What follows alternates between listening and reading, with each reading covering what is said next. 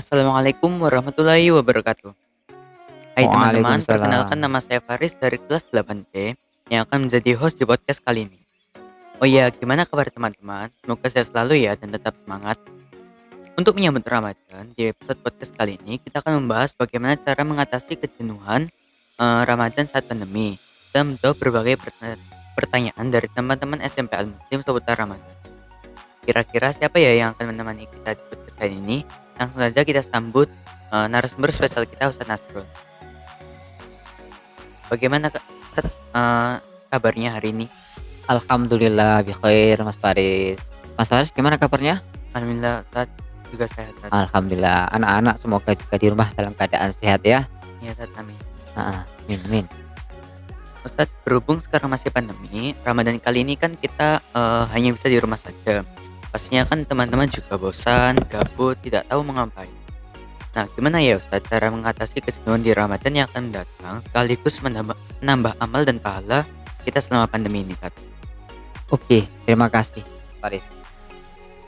Assalamualaikum warahmatullahi wabarakatuh. Waalaikumsalam warahmatullahi Terima kasih Mas Faris, anak-anak OSIS tentunya kita diberikan kesempatan untuk mengisi podcast kali ini, yang mana pada kali ini kita akan menyambut bulan suci Ramadan.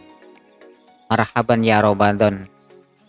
Kita akan menyambut bulan suci Ramadan, tentunya kita harus banyak kiat-kiat untuk menyambut dengan baik.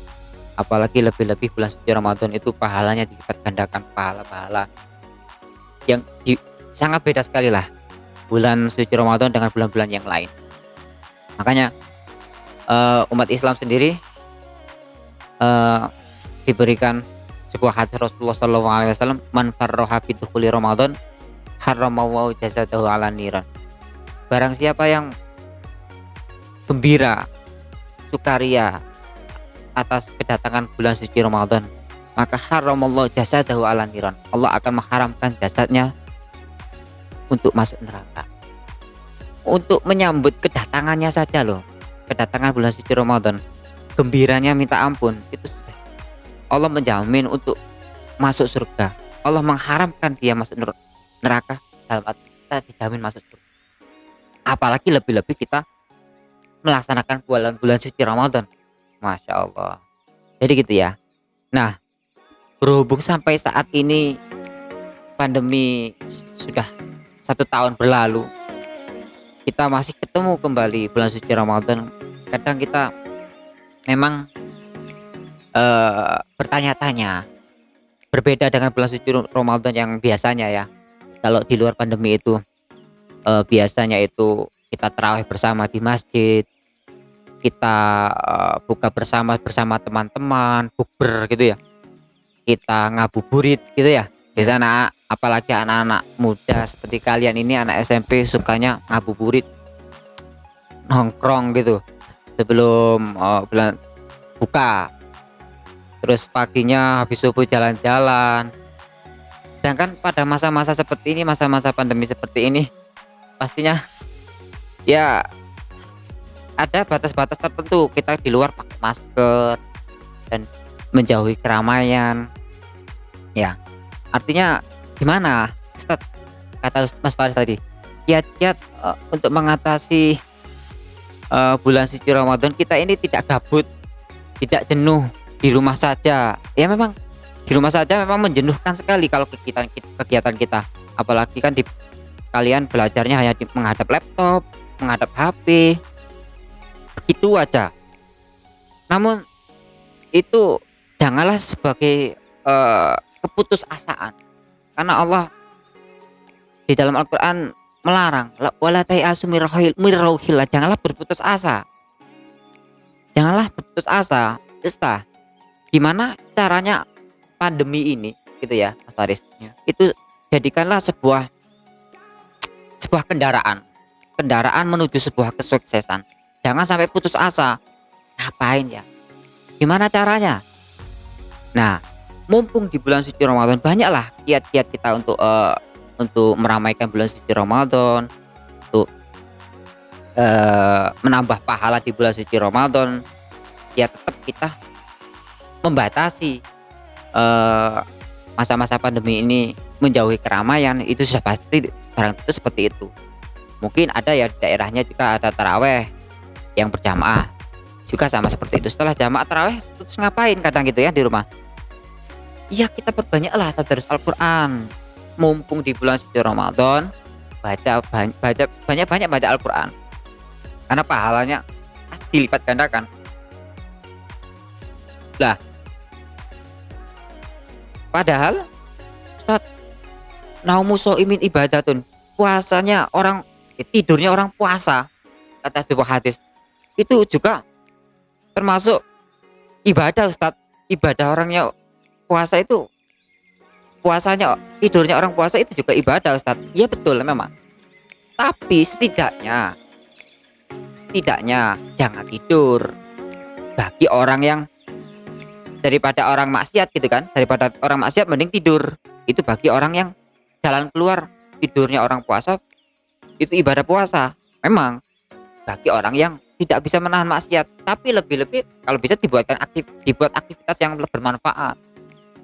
Membaca Al-Qur'an, sholat 5 waktu, sholat duha. Nah, apalagi kita momen-momen bulan suci Ramadan menambah, kalau bisa menambah keproduktivitas kita. Masa-masa pandemi seperti ini kita tambah produktivitas kita, apa? Bidang apa? Seumpama kalian hobi memasak gitu. Bisa nanti jualan online untuk menu berbuka. Oh, bisa. Itu menambah aktivitas biar kalian nggak jenuh di rumah, habis ngaji terus ngapain di rumah aja, nggak boleh keluar dan lain sebagainya. Bisa kayak yang hobi masak, membuat makanan menu bukber, membuat makanan menu sahur. Oh, kalau menu sahur itu pakai apa? Bisa, itu bisa. Yang bisa menambah kekuatan. Kita buat jualan online. Terus siapa pasarannya, siapa? Ke teman-teman minimal. Atau ke saudaranya, ke tetangganya. Apalagi sekarang kan media online sudah terfasilitasi di masa pandemi. Ajang online ini sangat luar biasa. Itu bisa untuk ajang keproduktivitas kita. Oh, saya ini bidangnya apa ya kira-kira? Apa momen apa yang di bulan suci Ramadan ini bermanfaat dan kita tidak jenuh. Tapi itu jangan sampai kita mengurangi ibadah kita.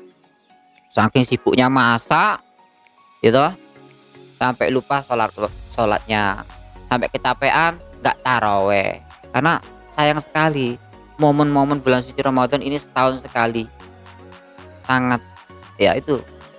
Atau dibuat itu apa namanya, amal buat apa nggih, bakti sosial online. Bisa seperti apa bakti sosial onlinenya? Sesama teman, ayo kita bakti sosial online. Kita bantu ke mana yang saat ini kabarnya NTT itu banjir bandang. Ayo kita mumpung kita belum suci Ramadan, pahalanya dilipat gandakan, kita menggalang dana gitu ya untuk NTT yang kemarin itu. Ayo, nah bisa itu juga memberikan aktivitas kalian biar banyak aktivitas, biar tidak jenuh, tidak tidur aja di rumah. Jadi gitu ya. Jadi mumpung bulan suci Ramadan, kita raih apa momen-momen yang kalian itu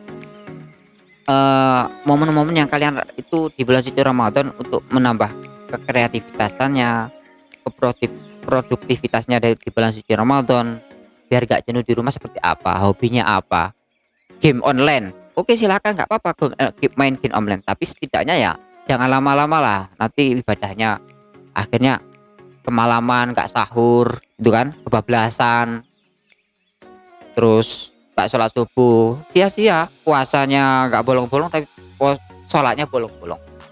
Jadi gitu ya. Menurut Ustadz, tips-tips untuk mengatasi biar nggak gabut di bulan suci Ramadan, ya carilah aktivitas yang bermanfaat bagi kalian, bakti sosial, terus apalagi tadarus Al-Qur'an, apalagi membuat menu makanan untuk bukber dan sahur.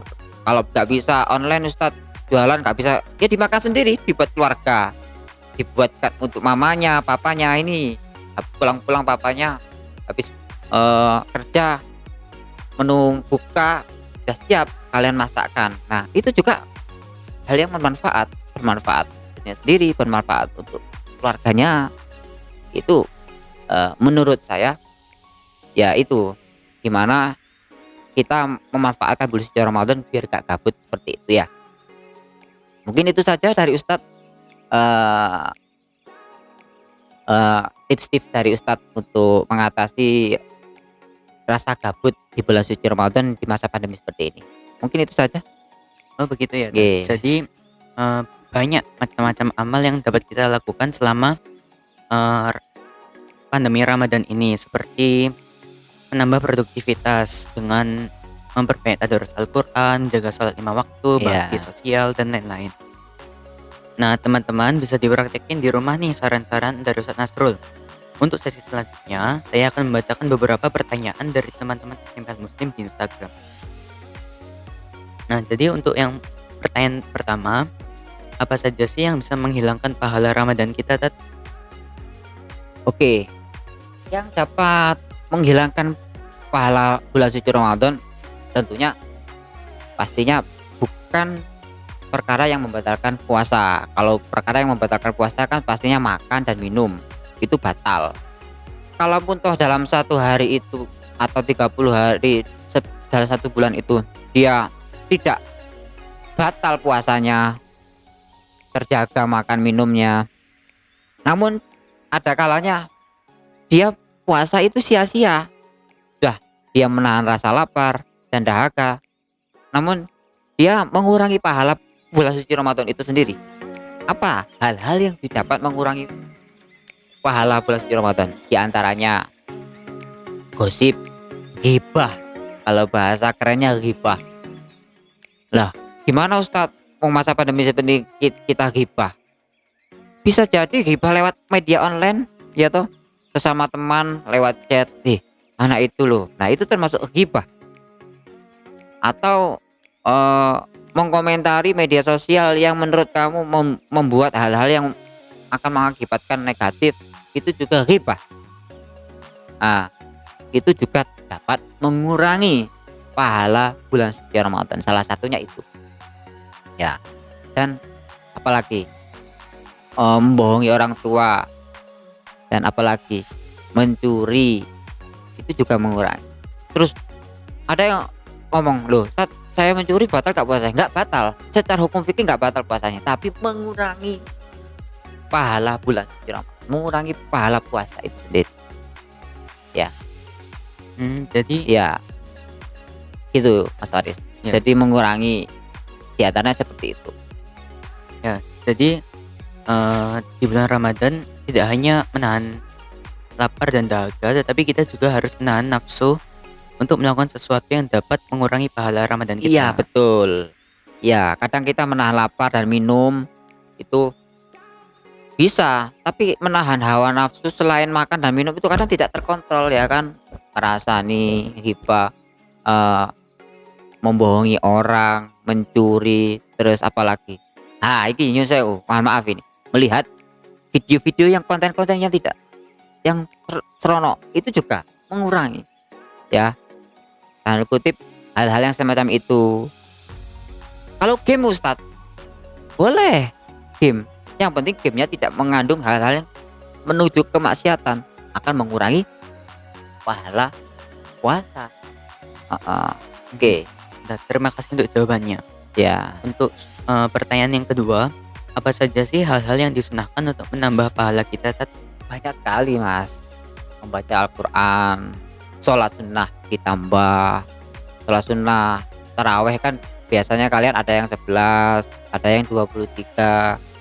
Kalau yang 11 kurang, kalau kurang tambah lagi menjadi 23.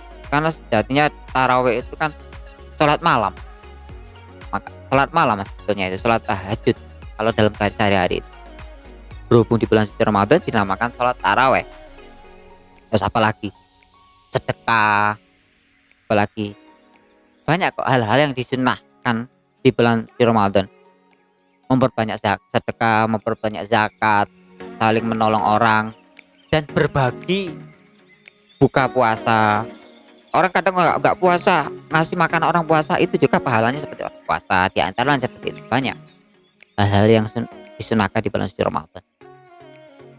Iya, Tat. Ya, Jadi, hal-hal yang disunahkan, untuk menambah pahala kita bisa seperti bersedekah, melakukan sholat taraweh, iya, dan lain-lain. Jadi, kita sebagai umat muslim dapat melakukan hal tersebut untuk menambah pahala-pahala kita di bulan suci Ramadan. betul, Untuk tambah. pertanyaan ketiga, apa sih Ustadz, hukum mengakhirkan sahur? Hukum mengakhirkan sahur itu sangat dianjurkan sekali. Makanya kalau sahur itu lebih baik itu mengakhirkan sahur ketika minimal, kalau di dalam hadis itu minimal 50, kita membaca Al-Qur'an 50 ayat. Ya perkiraan ya berapa menit ya, 15 menit sebelum imsak itu kita dianjurkan dan disunahkan, sangat dianjurkan, sunnah muakkad hukumnya. Sunnah yang sangat dianjurkan untuk sahur, untuk mengakhirkan sahur. Kalaupun toh kamu ingin sahurnya sebelum tidur, ya silahkan, nggak apa-apa. Namun lebih dianjurkan di mengakhirkan sahur menjelang imsak itu. Kenapa? Banyak sekali di situ di dalam sebuah hadis, banyak barokahan dan banyak kemaslahatan. Di antaranya apa? Menambah kekuatan kita biar jarak antara sahur dan buka itu tidak terlalu lama. Itu kebarokahannya. Yang kedua, ada yang menjelaskan dalam hadis itu biar orang itu bangun untuk melaksanakan sholat malam, sholat hajat, dan sekaligus sahur. Itu manfaatnya dan keberkahan itu. Kenapa kok dianjurkan untuk mengakhirkan sahur? Itu ya. Hmm, Ustaz, saya kuat kok sahur sebelum tidur. Ya mau nggak, silahkan, nggak apa-apa. Namun ya itu tadi, lebih dianjurkan sekali mengakhirkan sahur minimal 15 menit lah kurang lebih sebelum imsak. Sejak mepet-mepet der azan kebablasan, terus keterusan batal, enakan nanti makannya. iya, Kadang gitu ya. Sejak mepet-mepet kesusuk mangane keselak engko. iya. Hmm. Jadi, kesimpulannya kita dianjurkan untuk, eee, melakukan sahur, di sepertiga malam terakhir tadi Iya untuk betul, mengakhirkan sahur mulai dari sepertiga malam sampai menjelang imsak. iya, Tat, terima kasih. Untuk pertanyaan keempat, apa hukumnya menggosok gigi saat puasa, Tat? Oke, masalah menggosok gigi sebetulnya sudah jauh-jauh hari dulu zamannya Rasulullah itu sudah dijelaskan yang namanya siwak. Tahu siwak kan? Siwak itu kayu siwak yang ada di Arab. Berhubung sekarang sudah zaman modern, kayu siwak agak terkikis, digantilah sikat gigi. Itu banyak kesepakatan para ulama bahwasanya sikat gigi di bulan puasa termasuk ya. Orang yang melaksanakan puasa lebih-lebih bulan suci Ramadan itu hukumnya makruh. Makruh itu jika dilakukan tidak apa-apa, jika ditinggalkan mendapatkan pahala. Bukan haram ya. Makruh itu. Dilakoni, ini nggak apa-apa, nggak dapat pahala, ya nggak dapat dosa, dan ditinggalkan dia mendapatkan pahala. Kenapa? Karena khawatir pas ketika sikat gigi, air kumur-kumurnya sikat gigi itu ketelen untuk ke dalam leher, rongga tenggorokan kita. Apalagi kalau wis gak kuat malah dilek wae, wis harus ngeruh sikat gigi melek mumpung sikat gigi. Ya enggak, artinya itu loh, ada sikap kehati-hatian kenapa kok dimakruhkan. Makanya kayak mandi sampoan berlebihan itu juga bisa kategori kemakruhan. Kenapa? Khawatir nanti airnya masuk ke hidung, ke telinga, gitu-gitu. Seperti itu. Jadi sikat gigi hukumnya makruh. Ya. Makanya kalau bisa habis sahur langsung sikat gigi. Belum imsak. Ya, Tat. Jadi, kalau misalnya ada seseorang yang bersikat gigi di bulan suci Ramadan, lalu mereka tidak sengaja tertelan air dari sikat gigi tersebut, itu hukumnya bagaimana, Tat? Kalau hukumnya orang tidak sengaja ya nggak apa-apa, tidak membatalkan. Kecuali dia sengaja, sengaja mumpung nggak ada orang ditelen, nah itu baru membatalkan. Hmm. Makanya untuk menjaga-jaga tidak ketelen itu loh sangat dimakruhkan untuk sikat gigi di bulan suci Ramadan pas ketika puasa di siang hari.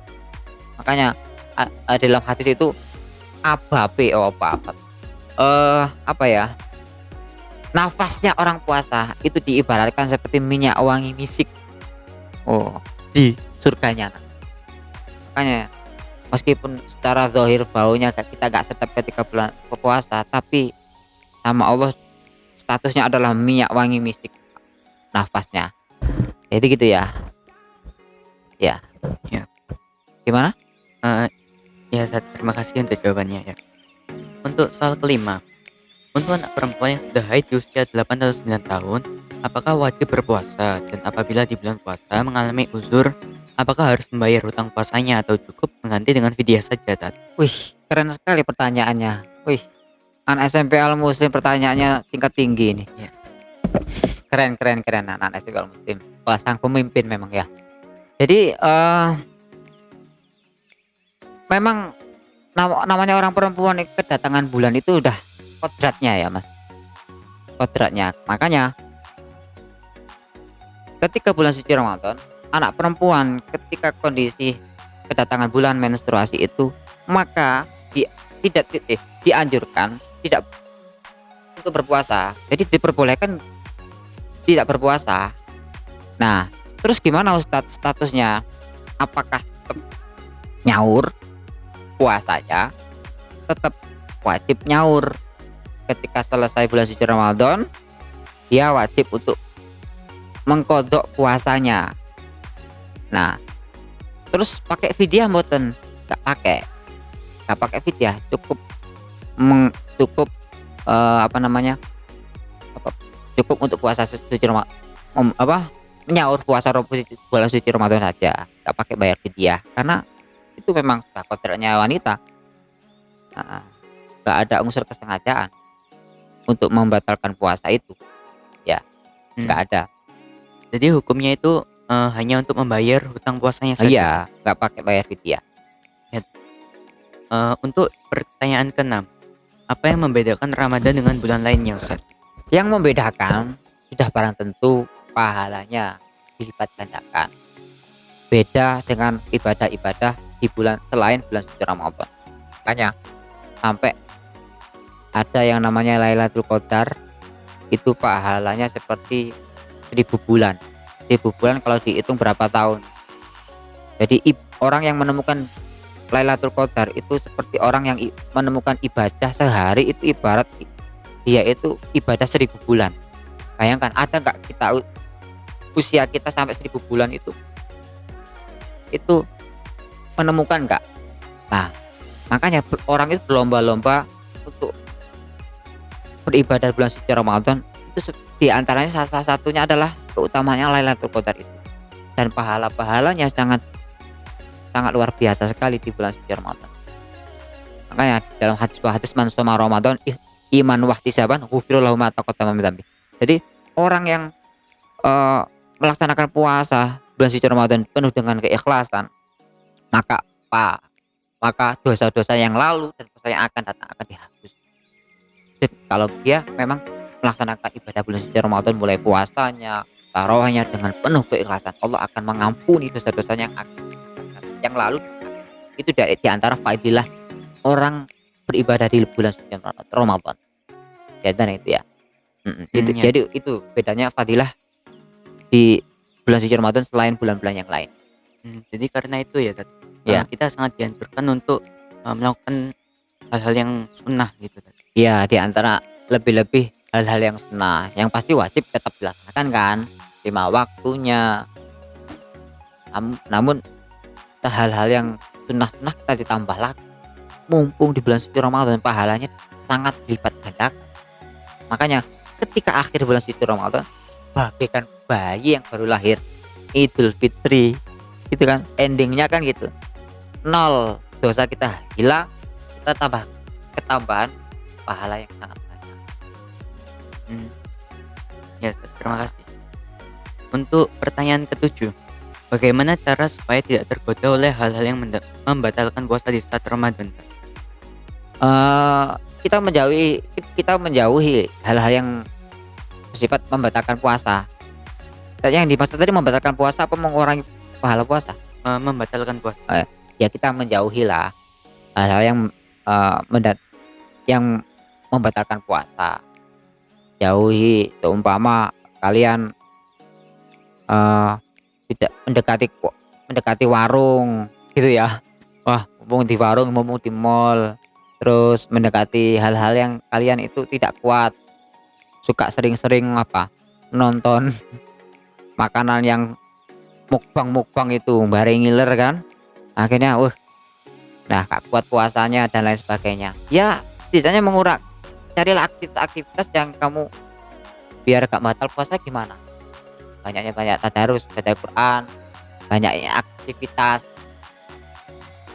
yang sekiranya kamu tidak sampai membatalkan puasa. Banyaklah sebetulnya kalian tips-tipsnya. Mmm, Mhm, saya dengar tadi, ketika kita seperti melihat mukbang mukbang seperti itu, kita dapat menambah pahala kita karena kita dapat bisa dibilang menahan puasa kita meskipun tergoda hal-hal yang seperti itu. mhm. Pahalanya dari mana?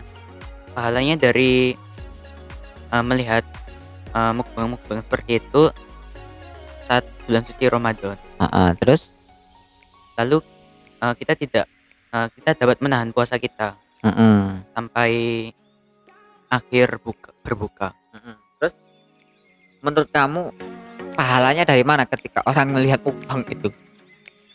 Eee, kita dapat bisa dibilang menahan puasa kita karena kan seperti orang-orang biasa mereka seperti mungkin melakukan aktivitas rutin mereka, tetapi Mhm, kita melihat melakukan aktivitas yang dapat menggoda kita untuk, eee, mem membatalkan puasa kita. Namun mhm. kita Terus? dapat dapat bisa dibilang menahan puasa kita sampai akhir berbuka. Mhm. Oh gitu. Artinya di situ bisa jadi mendapatkan pahala ketika kita kuat untuk menahan hawa nafsu kita untuk makan dan minum. Iya, Iya bisa jadi seperti itu. Heeh, bisa. Jadi ketika orang mendapatkan pahala ketika niatnya kita baik, niat saja loh itu mendapatkan pahala. Niat saja, belum melaksanakannya. Ketika kita sudah untuk ketika kita banyak godaan, seperti itu semakin kuat kita menahan puasanya akan mendapatkan pahala bulan suci Ramadan. Iya. ya, terima kasih untuk, jawabannya. Mungkin, Ada pertanyaan lagi, Mas Faris? sepertinya tidak ada, mungkin itu saja pertanyaan-pertanyaan yang dapat ditanyakan teman-teman di Instagram. Saya ucapkan terima kasih untuk teman-teman yang sudah bertanya di Instagram ini ya. Terima kasih juga kepada Ustadz Nasrul yang sudah menemani kita di podcast kali ini dan memberikan jawaban-jawaban yang sangat menginspirasi untuk kita semua. Jadi banyak sekali informasi yang bisa kita dapat dari podcast kali ini. Sayang sekali kita sudah berada di penghujung acara. Semoga teman-teman suka episode podcast kali ini dan episode podcast lainnya. Sekian, maaf jika ada salah kata. Wassalamualaikum warahmatullahi wabarakatuh. Waalaikumsalam warahmatullahi wabarakatuh. Ketemu lagi di episode-episode podcast selanjutnya. Bye.